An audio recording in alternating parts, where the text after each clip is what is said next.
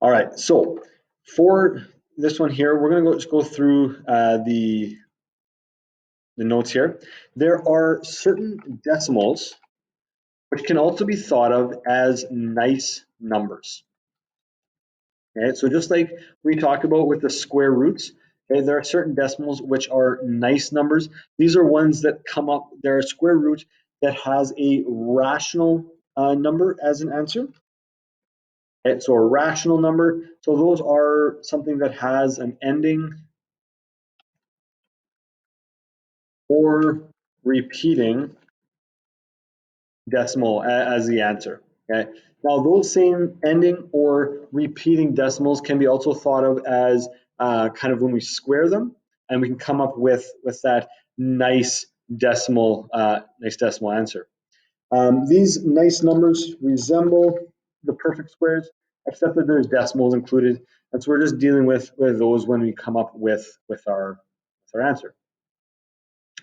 Now, when we are squaring, so either a decimal number, so squaring a decimal number can also be done the same way as a natural number, and some values, as mentioned, we will be estimating, and so some values will be more exact and others will be strictly an estimation.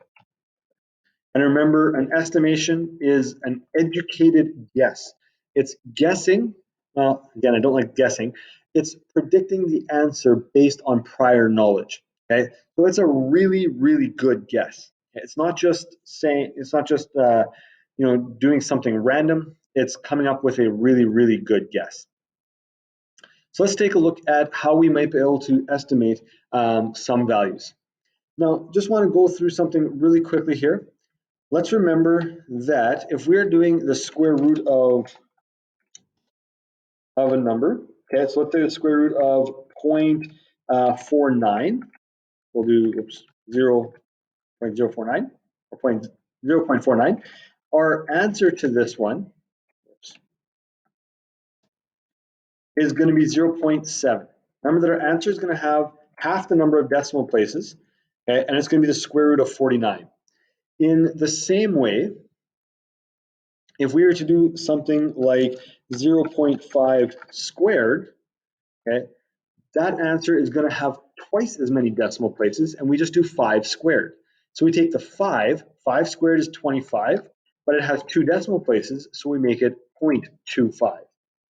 Okay, so this is the way that we can think of kind of going back and forth between squares and square roots.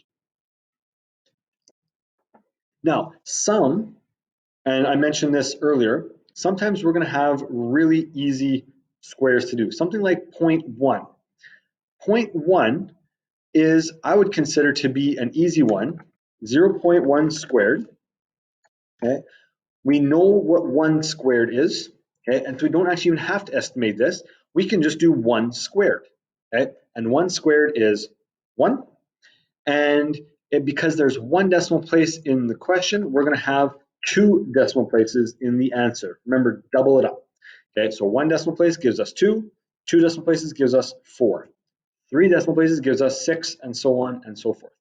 So in this case here, we didn't actually even have to do an estimation because we already know what 0.1 or what 1 squared is. Okay, it's not a number that we don't know. We already know what that value is. Okay, and I'm just going to go up to an example that we did here. Here we did 1.2 squared. We could think of that as a 12, and 12 squared is 144. So we could have actually said this was 1.44, which would have been an exact answer. Okay, here we did an estimate instead, which is just fine. Okay, so this is a way of estimating this, or sort of a way of knowing the exact answer when we have a number that we actually know right off the bat. Okay. The second one actually is also a number that we know right off the bat. But what I'm going to do is I'm going to do a little bit of, we're going to go through the estimating process and look at how close the estimating process is. But we're going to do it with a bit of a smaller number. So 0.15 squared, and I'm going to put that in here, 0.15 squared. That is down here. Now what we're going to do to estimate, and again, we can know the exact one, but we're going to estimate first, is we're going to get rid of the last decimal place. So the last decimal place is the 5. So we're going to get rid of the 5, and we're going to look at what is around there. And so that would be 0.1 and 0.2. So 0.1 squared is over here, and 0.2 squared is going to be on this side. Okay, so 0.15 is between 0.1 and 0.2. Now, if it helps, we can think of this as like 1, 0, and 2, 0. You can think of it that way. Okay, so 15 is right between 10 and 20. Okay, that would be a way of thinking of it as well. So that's just a way of kind of thinking through it. So that's kind of the process of thinking through it. Now 0.1 squared is the same as 0.01, which we did up top there. And 0.2 squared is the same as 0.04. And 0.15 is right in between 0.1 and 0.2. It's right in the middle. And so I'm going to draw that out there. So our line would be right there. Now, what's right in between 0.1 and 0.4? Well, right in between would be 0.025. That would be right in between. Okay, 0.025 is right in between. So that would be a really good estimate. Okay, now you notice I have kind of one extra decimal place. So here I had two decimal places, I threw a third one in there. Sometimes that's helpful, sometimes you don't really need that, but that would be how we could do it. Okay. Now let's look at what happens if we look at 0.15 to be exact. It should be close to this value. It should be pretty close to that value. 0.15 is the same as like 15 squared. 15 squared is 225. So 15 squared is equal to 225. Now, if we change this, and I'm just going to add this in here, 0.15, we now need, here there's 2 decimal places, we actually need 4 decimal places. So we're going to make it 4 decimal places, and so 0.15 squared is the same as 0.0225, which is decently close to 0.025. Okay, it's decently close. It's not exact, but it is decently close. Okay, so that would be how we could come up with that answer as an estimate. Okay, create our benchmarks just like we did yesterday, and then determine where we are kind of in between those benchmarks. All right, let's do a couple more examples here. I want to use this color. Okay, 0.36 squared. 0.36 squared. 0.36 is right between 0.3, and we're going to square that, and 0.4. Okay, so it's right between those two. Well, it's actually a little bit closer to the 4, and so I'm going to put my line a little bit closer to 4, right about there. These are my benchmarks. Right? These are our benchmarks. These are those two values that kind of go around our square. Now, 0.03 is the same as 0.3 squared is the same as 0.09, and 0.4 squared is the same as 0.16. Okay, because 4 squared is 16, and we have 1 decimal place, so here we have to have 2 decimal places. Now, if it helps, think of these as being 9 and 16. And where does 0.36 fit in between 9 and 16? Okay. It's a little bit bigger than half. Okay, halfway between 9 and 16 is 12.5. Okay, so if we want to try to find the average here, it's 12.5. That's right in between. Now, 0.36 is above half, so our answer should be above 12.5. Now, I'm talking in regular numbers, not decimals so much. Okay, I'm thinking of this as 9 and 16. If this is a little bit above 12.5, let's say it is 13. So let's say that our answer is 13. Now again, I just added the 2 decimal places in.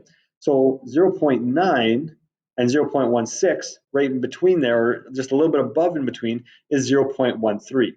So our estimate could be that 0.36 squared is 0.13 because it's between 0.09 and 0.16. Again, we're looking for what is in between and kind of where does it match up.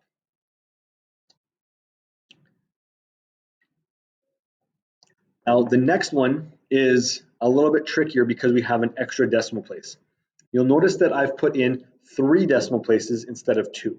Okay, and for this one, we will then have to just cut off that third one, and so 0.2 would be one of our benchmarks. 0.02 squared will be one of the benchmarks. And I'm going to put my number in between here, 0.023 squared.